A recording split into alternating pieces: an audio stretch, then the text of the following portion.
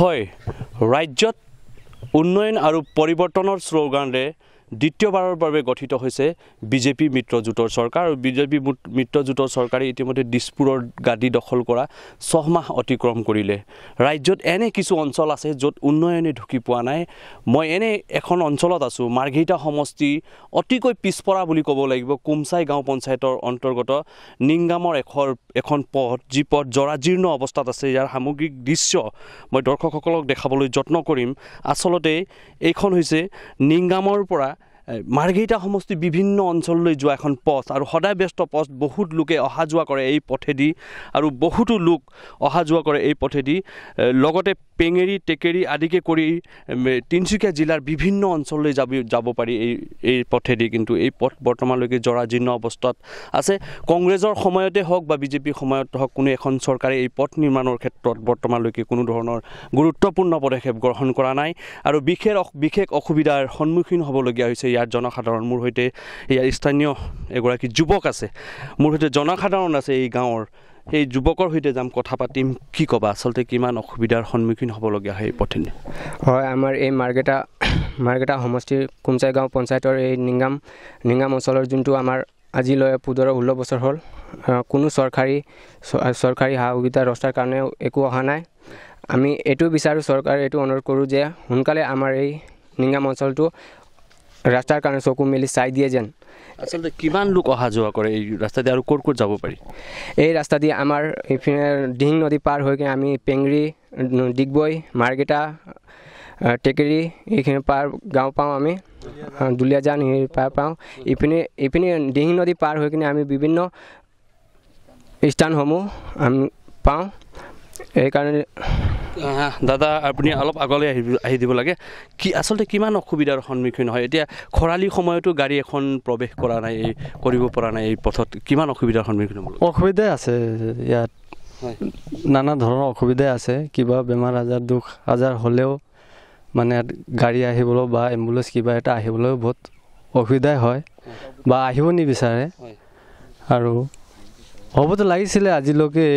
বাটখন হোৱা নাই বাটখনটো হ'ব লাগিছে আজি 16-17 বছৰ হৈ গ'ল এইটো ক'বলৈ গ'লেতো বাটখনটো হাই ৰোড বা মেইন ৰোড হ'বলগীয়া হয় আজিলৈকে হোৱা নাই ইয়াৰ পৰা মানে আপোনাৰ ধৰক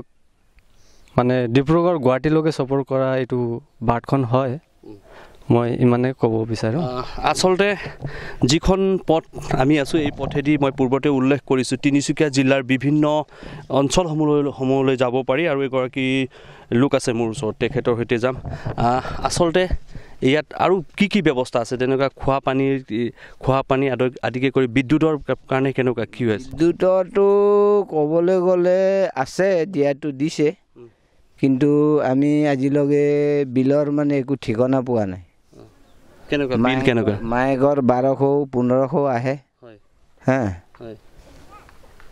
এতিয়ালৈকে আমি দি আছিলোঁ যেতিয়া ভাল আছিলে নহয় এতিয়া মোৰ 10,000 মান হৈছে কেলে আহ্বান জনাব আপুনি চৰকাৰক কি ক'ব চৰকাৰক কি ক'ব আৰু আমাৰ লোকে দুখীয়া মানুহ যদি মাহেকৰ 1200 টকা বিল আহে আমিতো ভৰিব নোৱাৰিম আমি লাইনটো কটোৱাব লাগে মেইন কথা আৰু এগৰাকী মোৰ সৈতে যুৱক আছে আসলতে সমগ্ৰ যি হৈ আছে এই গাঁওখনত যি অনুন্নতৰ বাবে কি কয় এই যুৱকে আসলতে কি আহ্বান জনাব বিচাৰে চৰকাৰক তুমি কি ক'বা চৰকাৰক কেনেধৰণৰ আহ্বান জনাবা পোনপ্ৰথমতে মই আপোনালোকক ধন্যবাদ জ্ঞাপন কৰিব বিচাৰিছোঁ লগতে মই অৱশেষত এই গাঁওখনৰ যুৱক হৈ মই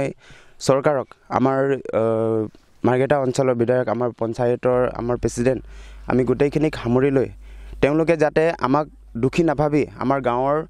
ৰাইজৰ কথা চিন্তা কৰি আমাৰ ৰাস্তা চিন্তা কৰি আমাৰ ভৱিষ্যতৰ ল'ৰা ছোৱালীবোৰৰ কথা চিন্তা কৰি এই ৰাস্তাটো আমি অতি সোনকালে বনাই দিবৰ কাৰণে মই আহ্বান কৰিছোঁ আৰু লগতে তেওঁলোকে আগতেও কৈছিলে যিহেতু আমাৰ ইয়াত বিভিন্ন ধৰণৰ পূজা মেলা পতা হৈছিলে তাত ধৰি লওক আমাৰ মিটিংসমূহ হৈছিলে সেই মিটিংসমূহত তেওঁলোকে উল্লেখ কৰিছিলে যে আমাৰ ইয়াত ক্লাব ঘৰ এখন দিয়া কথা কৈছিলে আৰু ৰাস্তাখনো আমাক সোনকালে বনাই দিম বুলি কোৱা কথা উল্লেখ কৰিছিলে কিন্তু আজিলৈকে আমি তেনেকৈ একো দেখি পোৱা নাই সেয়ে মই চৰকাৰক পুনৰবাৰ আমি গাঁৱৰ ৰাইজ হৈ মই অনুৰোধ কৰিব বিচাৰোঁ যে অতি সোনকালে এই গাঁওখন মানে পকাৰ নহ'লেও ইয়াত মানে চৰকাৰৰ দ্বাৰা ইয়াত শিলগুটি পেলাই দিবৰ বাবে আহ্বান কৰিছোঁ। আচলতে ক'ব লাগিব যে যিখন পথ মই পূৰ্বতে উল্লেখ কৰিছোঁ মাৰ্ঘেৰিটা সমষ্টিৰ আটাইতকৈ পিছপৰা অঞ্চল বুলি ক'ব পাৰি নিংগাম যিখন কুমচাই গাঁও পঞ্চায়তৰ অন্তৰ্গত যিখন অঞ্চল আৰু এই অঞ্চলৰ যি বাট পথসমূহ আছে এই বাট পথসমূহে কিন্তু জৰাজীৰ্ণ অৱস্থাত থকাৰ ফলত ইয়াৰ যি জনসাধাৰণে জীয়াতু ভুগিবলগীয়া হৈছে। পূৰ্বতেও কংগ্ৰেছৰ আমোলতেই হওক বৰ্তমান যি বিজেপি চৰকাৰে হওক কোনো এখন চৰকাৰে ইয়াৰ যি উন্নয়নৰ ক্ষেত্ৰত নিংগাম গাঁও কুমচাই গাঁও পঞ্চায়তৰ বিভিন্ন